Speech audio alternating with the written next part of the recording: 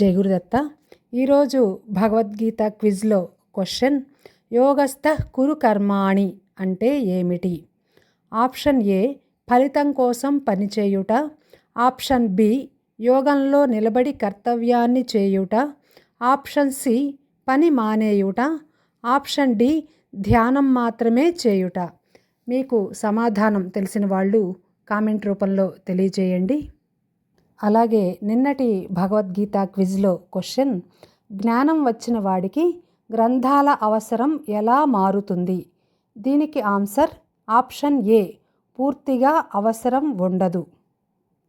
ఈ సమాధానం ఎలా అంటే, ఇప్పుడు మనము పడవలో ప్రయాణం చేస్తున్నాం అనుకోండి, ఒడ్డుకు రాగానే పడవ దిగిపోతాం కదా, ఆ పడవనే పట్టుకొని కూర్చోం కదా. అలాగే జ్ఞానం వచ్చిన తర్వాత గ్రంథాల అవసరం పూర్తిగా ఉండదు. జై గురుదత్త, శ్రీ గురుదత్త.